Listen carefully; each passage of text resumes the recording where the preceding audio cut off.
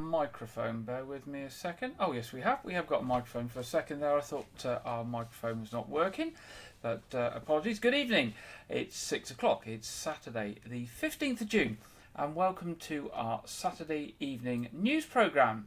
And in the news this week, Weymouth Outdoor Education Centre, also known as WOEC, is celebrating 60 years of improving the lives of Dorset children and young people, with a special open day in July with lots of activities on offer. Over the past 60 years, tens of thousands, if not hundreds of thousands of children have been introduced to a brilliant range of outdoor education thanks to the centre based in Weymouth. Kayaking, rock climbing, coast-steering and paddleboarding are just a few of the activities the centre can offer. Beyond offering high adrenaline activities, the Weymouth Outdoor Education Centre prides itself on fostering a love of the beautiful coastline that the activities take place on. The staff at the Education Centre are passionate about teaching more than outdoor skills, but also soft skills such as emotional resilience, overcoming fear and boosting self-confidence. William Lawrence started the Activity Centre 50 years ago and has stayed on as an instructor ever since. He said, "I feel very fortunate that my brother and I found the centre all those years ago. I started kayaking and found a great bunch of people who helped me improve and gave me the confidence to try other things."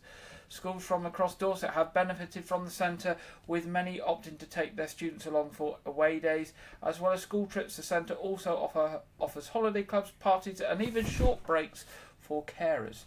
To celebrate the 60th anniversary celebrations, the Weymouth Outdoor Education Centre is hosting an open day on the 29th of July, running from 10 a.m. to 3 p.m. Anyone can attend, paying just £5 to take part in a whole host of taster sessions, including rock climbing, archery and indoor tunnelling. To find out more, search for Weymouth Outdoor Education Centre on Google, and you will find out everything you need to know there. Now get ready to enjoy the spectacular 2024 Sunflower Trails at Maiden Castle Farm and all the other sunflower events being planned in and around Dorchester this summer.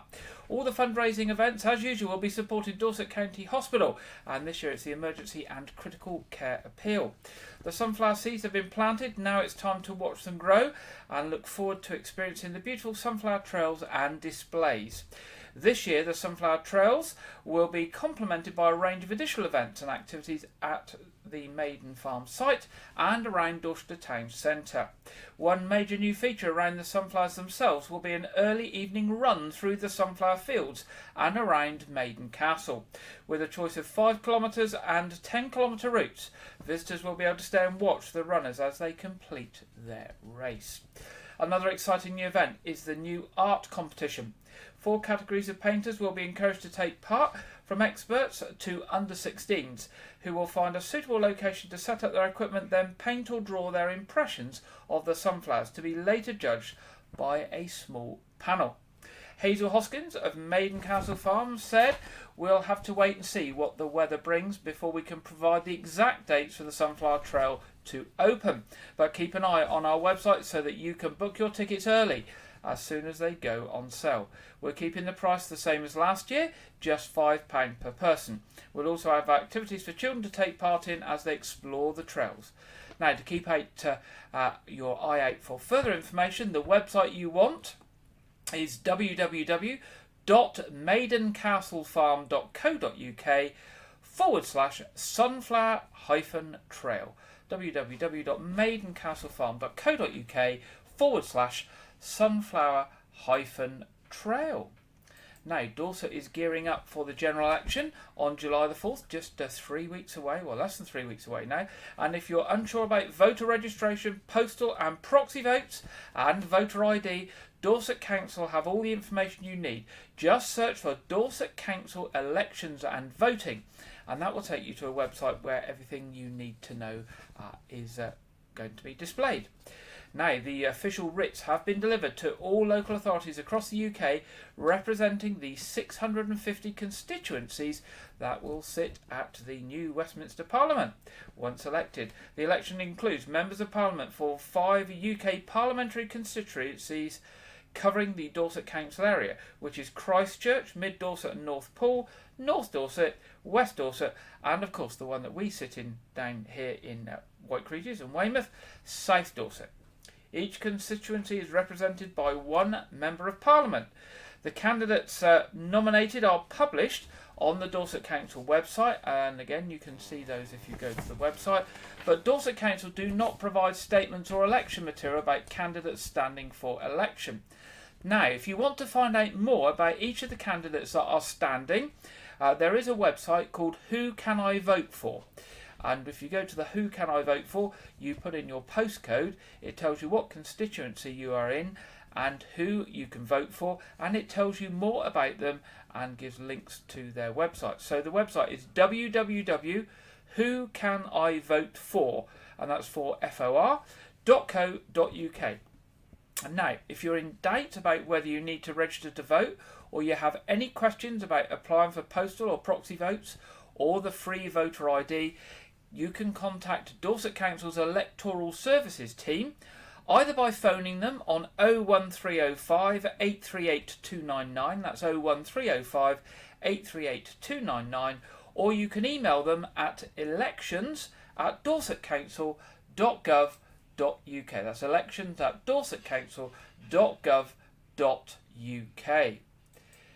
As part of its commitment to regenerating Weymouth's waterfront economy, Dorset Council has acquired 2 key brownfield parcels of land to the west of the marina in Weymouth. The 2 sites at Westway and Newstead Road are now under council ownership following a successful bidding process. Part of the land is the site of the former gasworks. Importantly, these 2 prime development sites, comprising around 3 acres, bring together an enviable portfolio of 3 other key sites surrounding the harbour, including North Quay, Weymouth Bowl and the Peninsula. Levelling Up funding of £19.5 million was awarded to the council in January 2023 based on its ambition to regenerate Weymouth's waterside economy. The successful acquisition of these 2 additional sites will help the council realise its aspirations, subject to securing planning permission to redevelop. Dorset Council's Corporate Director for Assets and Regeneration, Tim Hoodham, said, "The successful purchase of these brownfield sites is a real milestone on our journey to regenerating the town. Weymouth is already a fantastic place and is home to many attractive and unique features, but we recognise that it does need investment to create a more diverse, thriving town. The addition of these prime development sites to our property portfolio will help us to achieve that, as collectively they will act as a catalyst to attract future investment and boost economic productivity." Now we move to this week's appeals from Dorset Police. Police officers are appealing for witnesses or anyone with information to come forward after a man was assaulted in Weymouth. Dorset Police received a report at 1:54 a.m. on Wednesday the 29th of May that a man aged in his 30s had been assaulted in the underpass by Weston Bridge.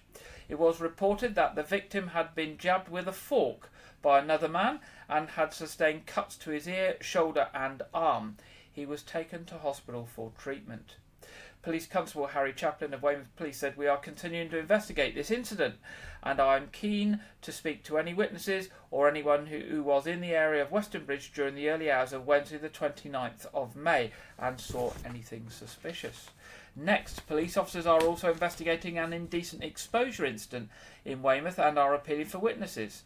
It was reported that between 4 p.m. and 5 p.m. on Thursday the 6th of June, a group of 3 teenagers witnessed a man exposing himself on the footpath that runs behind the Weymouth Outdoor Education Centre between Newstead Road and Chickerell Road. The man is described as white, around 60 years old, 5 feet 5 inches tall and of medium build with balding grey hair. He was wearing a red tracksuit top with black details on it, black tracksuit bottoms and thin framed glasses. Another one from Dorset Police. They're appealing for witnesses or anyone with information to come forward as they investigate the report of threatening behaviour in Weymouth. It's reported that between 9:20 a.m. and 9:30 a.m. on Thursday the 13th of June, a man made verbal threats of violence towards a woman in the Aldi supermarket car park. In the Aldi supermarket, not in the car park, in Link Park in Chickerell. The man is described as 5 feet 8 inches tall and of stocky build, and he was wearing a grey tracksuit and white baseball cap. Police Constable Sam Welch of Weymouth and Portland Police said, "We know that the supermarket was busy at the time of the incident, so we are appealing to witnesses or anyone with relevant information to come forward and assist with our inquiries." Now, if you can help with any of those incidents, Dorset Police would like to hear from you. As ever, the contact number is 101. Or if you wish to give information anonymously, you can do this via the Crime Stoppers charity on 0800 555 111. That's 0800 555 111. Now, a free training programme has been relaunched to recruit an army of special advisors who can help Dorset's digitally excluded residents get online.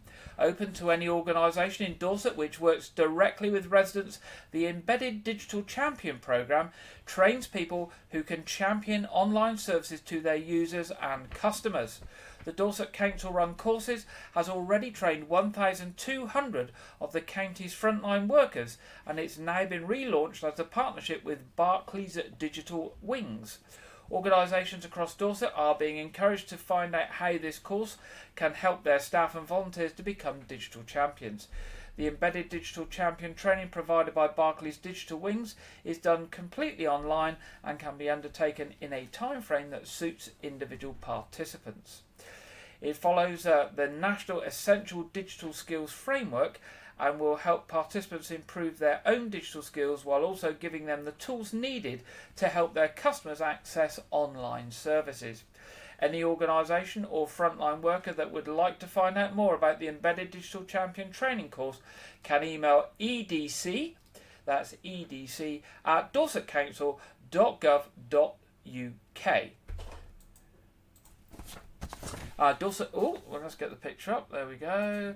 Dorset Museum and Art Gallery is excited to announce that Lord Fellows of West Stafford, the multi-award winning screenwriter, actor, novelist and director, will be presenting himself for election as president of the Dorset Natural History and Archaeological Society this autumn.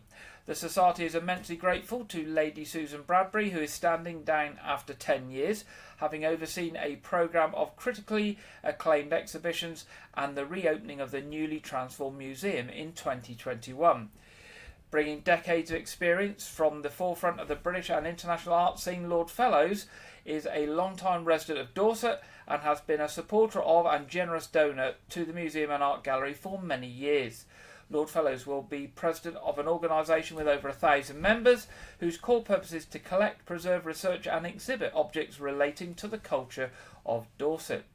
The position of president was once held by Thomas Hardy, and the society has been in existence since 1928 with the merging of two separate support groups, the Field Club and the Museum Society.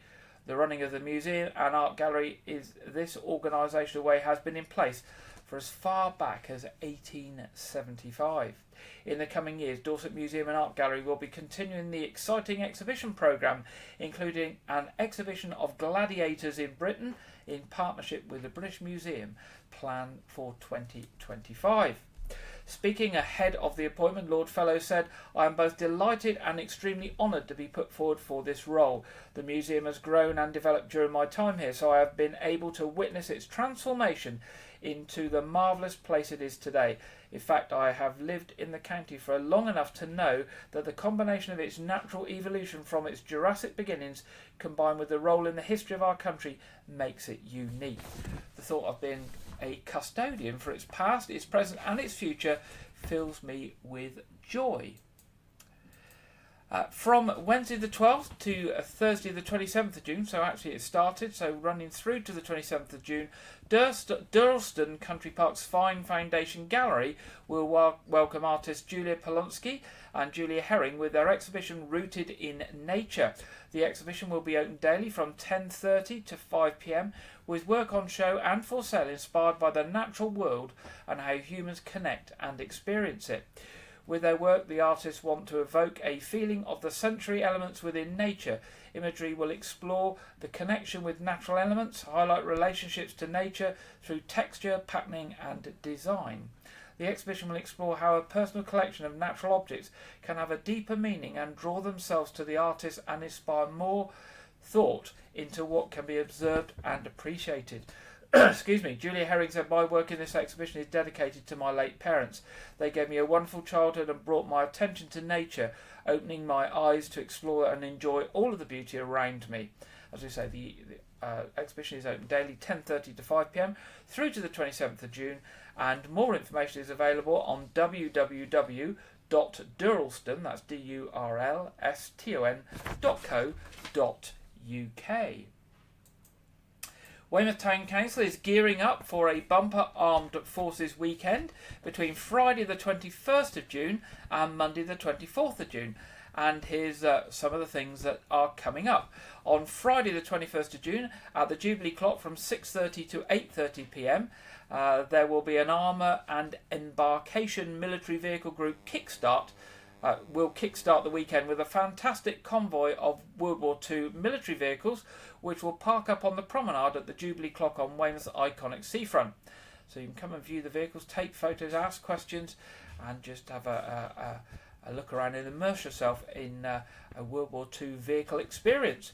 On Saturday the 22nd of June on the Pavilion forecourt from 10 a.m. to 2:30 there will be the arrival of the Dorset Military Vehicle Association, who will then parade their historic military vehicles on the Pavilion forecourt and come along and watch the historic vehicles leave the forecourt at around 12:30 and give them a cheer as they parade along the esplanade. There will also be various charity and awareness stalls set up along the esplanade throughout the day. There will be bands playing on the forecourt as well, including the Decadettes, the South Wales Police Band, who will be playing at various times during the day. Sunday the 23rd of June sees a service for veterans at the Cenotaph on the seafront at 11 a.m. opposite the Prince Regent Hotel. The open air service is for veterans and anybody else that wants to join them, and this will be followed by a parade along the seafront with marching bands and military vehicles. Throughout the afternoon there will be entertainment including marching band performances, a display of historic vehicles along the seafront, including some on the beach opposite Alexandra Gardens. And basically it all wraps up on Monday the 24th of June with a flag raising ceremony outside the Weymouth Town Council offices at the new Town Hall in Commercial Road, Weymouth. Now, there will be some road closures in effect over the weekend to allow for the vehicles, etc., and the parades, so do watch out for the signs and the advance notifications of that. If you want more notification about what's going on at the event and those road closures, do pop along to the Weymouth Town Council website, where you will find everything you need. And finally, in tonight's headlines, this coming week is International Refugee Week that runs through to the 23rd of June. It's a worldwide celebration of the contributions, creativity and resilience of refugees and people seeking sanctuary. This year marks the event's 26th anniversary with the theme of Our Home. Through art, sport, cultural activities, Refugee Week 2024 hopes to promote a shared understanding and compassion. This week also encourages understanding around some of the reasons people have had to leave their home countries and the challenges they face when seeking safety. Now, there are about 1,500 refugees living in Dorset. The majority are from Ukraine, but we also have refugees who have come from Afghanistan, including those who served alongside our armed forces. Also from Syria and other war-torn countries who have fled due to persecution in their own countries. The majority have resettled in Dorset as part of the UK resettlement scheme, which offers a safe and legal route to vulnerable refugees in need of protection. Most of the refugee families have been through great hardship, and settling in a new country is a huge challenge for most. Now, one of those is Mariana Dobzisk, probably got her surname wrong, who's 36, and she's a journalist from Ukraine before the war, and she's actually been staying in or was staying in White Regis when she first came here, and I had the pleasure of meeting Mariana in the early days that she was here with her children. She lives with her two children in Weymouth and works as a refugee project officer for charity Help and Kindness. She said, before the war we had a very good life in Ukraine. We lived in Zaporizhzhia region, which is now 80% occupied by Russia. I was working as a journalist. We liked to spend time with our family and friends. The kids enjoyed their childhood. We travelled a lot in Ukraine. It's a very beautiful country with good infrastructure and places to visit. It's not been easy to leave everything behind, including my family, my job and my home. I have family and friends, including my mother, still in Ukraine. My grandmother passed away recently, which was also difficult, as I was unable to go to her funeral. What Russians are doing to our people and our land is terrible, but we hope that with the help of the international community, we will win this war soon. Of course, I miss my homeland, and once the war is over and it's safe to return, we will do so. I want to be part of rebuilding Ukraine and have a future there, but whilst the war continues, I'm grateful for our safe haven in Weymouth. This Refugee Week is about extending warmth and hospitality beyond our homes, making neighbourhoods and communities feel more welcoming. Celebration kicks off on Monday, that's the 17th of June, with a global cafe where refugees are welcome to a cultural event sharing food from different nations. And that's from 1 p.m. to 2:30 p.m. at St Mary's Church in Weymouth. The Dry Dock in Weymouth will also be hosting a variety of events throughout the week, including music workshops, theatre performances and exhibitions. A football tournament and family event time takes place at Redlands Community Sports Centre next Saturday, the 22nd of June, from 10 a.m. to 2 p.m. And the Red Brick Cafe in Bridport is offering a night of Ukrainian cuisine on Saturday, the 22nd of June, from 6 p.m. Find out more about all of these events that are happening. You can go to the Help and Kindness website, and that's helpandkindness.co.uk. Now that's the end of our headlines this week, and in this week's programme we now go over to our regular contributor Andrew Wright for this week's film review and preview. I'm Andrew Wright. This weekend, the newest Pixar film, Inside Out 2, arrives in cinemas as a sequel to 2015's Inside Out. The film stars Amy Poehler, Phyllis Smith and Lewis Black reprising their roles from the first film, with actors Tony Hale, Lisa Lapira and Maya Hawke joining the cast of this film. The film revolves around the emotions of a girl named Riley, as it did in the first film. But in this film, she's going through puberty, and so new emotions start popping up, like anxiety, embarrassment, ennui. And these new emotions stage a coup d'etat against the emotions from the previous films of joy, sadness, anger, disgust, fear. So far, the film has received good reviews from critics. I haven't looked any in detail; they're just sort of flashed up.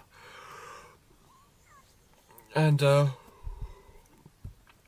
film is projected to help the box office rebound that Bad Boys has started. I'm seeing the film this weekend, so stay tuned for my review. It'll be next week. This week saw the release of the biopic Ferrari on home media.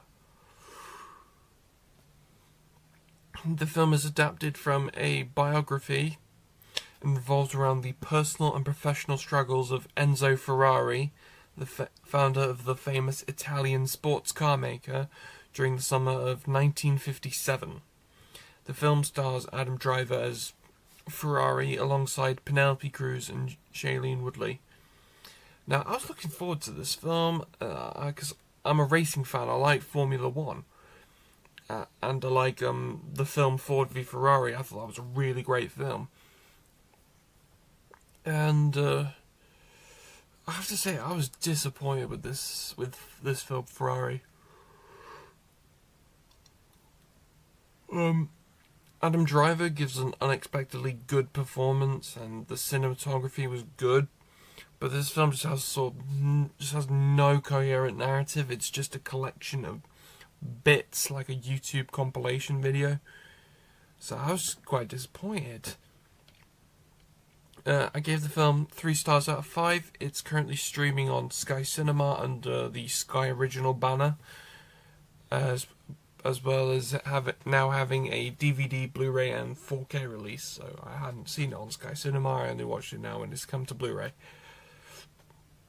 That's all I have for this week, but be sure to check back next week where I'll be reviewing Inside Out 2, because I'm seeing it this weekend, so I'll be reviewing it next week, and I'll be reviewing the home video release of the Sydney Sweeney horror movie Immaculate. She's become quite famous over the last couple of years. Now back to Gary in the studio. Thank you very much for that, Andrew, and we'll be back with Andrew next week. It's now time to go to the Met Office for the weekend weather forecast, and this week we are joined by Honor Krisick.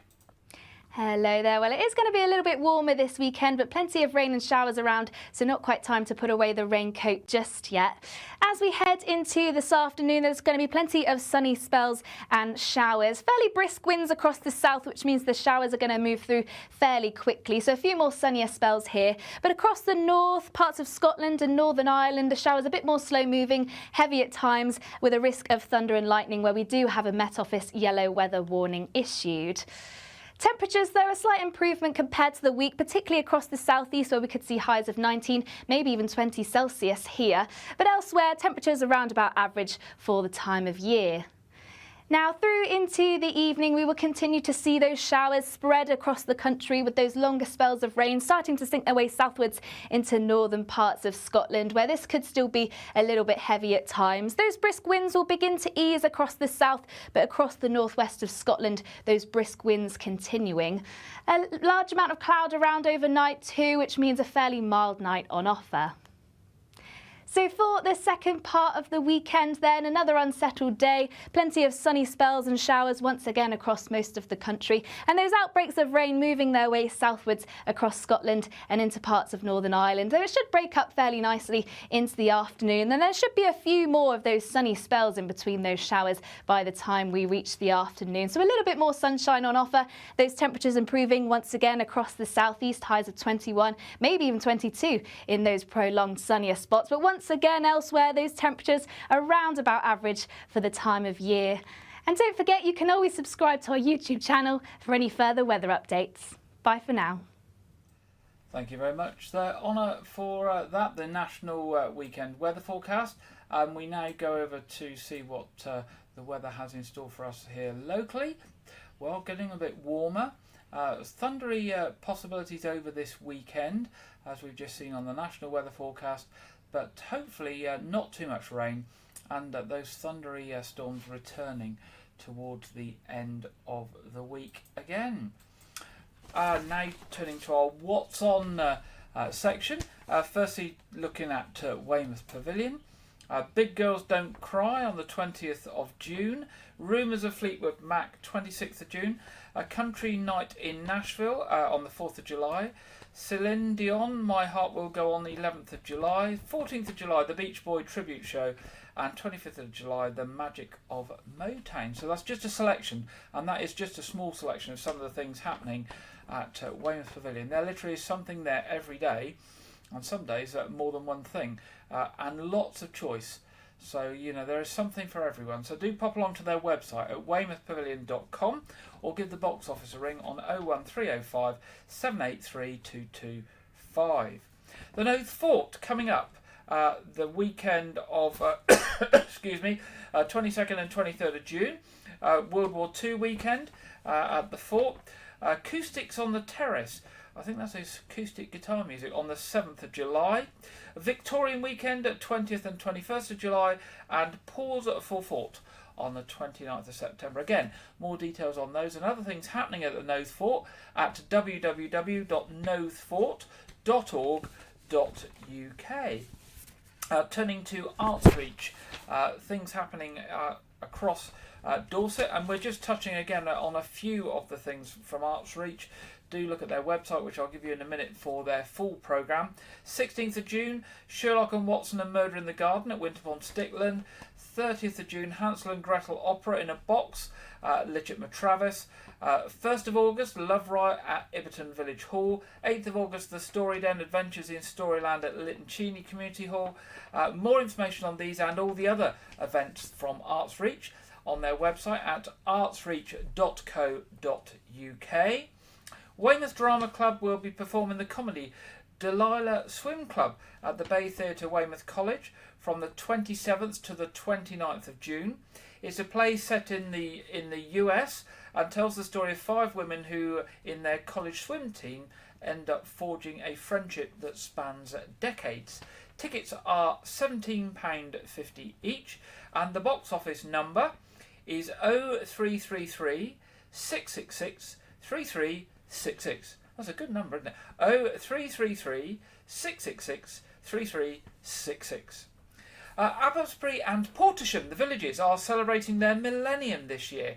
Both were granted as manors in 1024 by King Canute. If you didn't know that, there we go. 1,000 years ago, King Canute granted Abbotsbury and Portisham to be manors.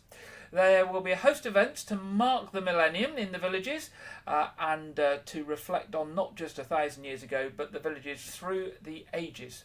This weekend, there will be open gardens in the villages, and more events are planned later this month and throughout July and throughout the rest of the year, running through towards Christmas. There is a special website for the millennium for Abbotsbury and Portisham, and you can find out more about what's going on in the villages on that website, and it's a nice, easy website to remember. It's www.map24.org.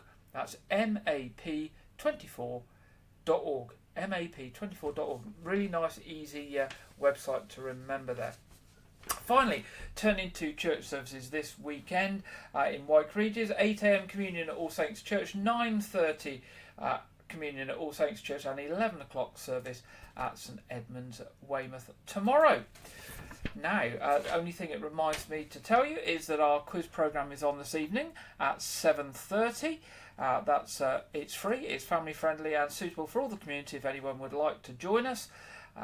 You'll be made most welcome. We're there every Saturday night at 7:30.